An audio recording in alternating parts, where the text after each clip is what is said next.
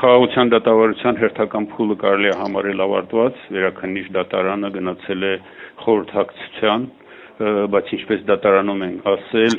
բոլորիս համար էլ պարզ է, որ այդ վճիռը վաղուց կայացված է եւ դատավորական կոլեգիան չի, որ կայացում է այդ վճիռը։ Դատավորական կոլեգիան միայն հայտարարության կարգով կհայտարարի եւ կհրապարակի այն, ինչ որ վճռված է։ Մեր վերջին ելույթները շատ հետաքրքիր եւ յուրահատուկ էին, ինչպես նշել եմ, բավական արժանի ելույթներ էին, ինչպես Առաջիհատյանի դատարանում այս պարագային էլ թե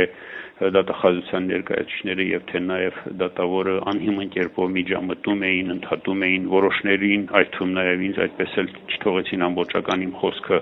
ներկայացնել, բայց այնուհանդերձ խնդիր չէ, մենք բոլորս հասկանում ենք, որ սա քաղաքական դատավարություն է եւ շատ բարձ հայտարարում ենք այնտեղ, որ քաղաքական դատավարություն է, այլ կերպ չի էլ կարող լինել։ Ամենամեծ գնահատականը հավանաբար այս դատավարության տվել է պաշտպաններից մեկը, ով Առաջիհատյանում հենց այսպես զգուշացրել է, որ ամաչելու են տարիներ հետո իրենց ծերունների առջև, իսկ այս անգամ շատ յուրահատուկ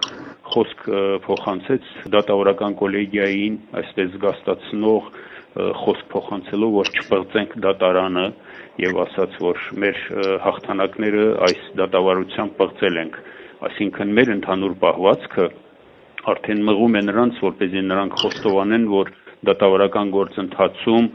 իրենք լուրջ բացեր են ունեցել եւ ինչպես ես նշեցի իմ խոսքի մեջ վերջին իմ ելույթի ժամանակ Առաջիհատյանի դատարանում փաստորեն քաղաքականապես եւ բարոյապես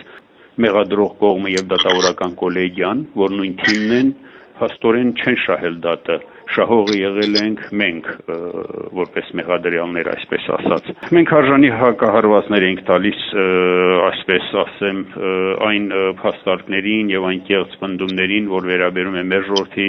անցյալին, ներկային, պատվի խնդիրներին մեր ժողովրդի, կեղծ տեղեկություններով, շինծու հիմնավորումներով, ազգային ինքնասիրությունը կողքրտող պահվածքով, կեղծված պատմությամբ եւ հենց այդպիսի մի իրավիճակ է, որ պետք է ասել, որ պայքարի մի դաշտ է,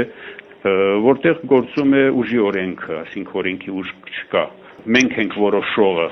այս սկզբունքով են առաջնորդվում դատավորները եւ դատավորական կոլեգիան եւ անում այն ինչ որ ուզում են, մեզ համար էլ դա հասկանալի է, բայց ինչպես նշել ենք, սա մեր համար երկրորդական է եւ մենք ուղղակի ֆորմալ կողմ ենք ապահովում, որպեսզի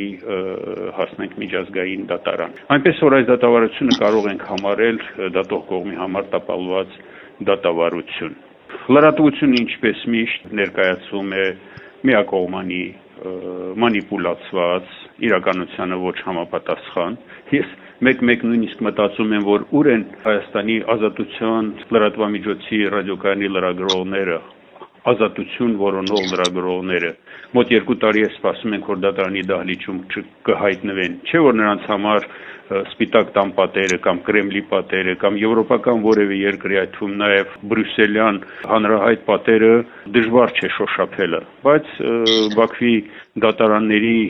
դահլիճից ներս նրանց մենք այդպես էլ չտեսանք, որպեսզի աշխարհին ներկայացնեն, թե ում են դատում, ինչու համար են դատում եւ ինչպես են դատում։ Ինչևէ, Նաև մի փոքր այսպես նրբություն ներկայացնեմ, դեռևս հուլիսի 17-ին ես միջնորդություն էի ներկայացվել դատարանին, որպեսզի մեղադրող կողմը դատախազությունը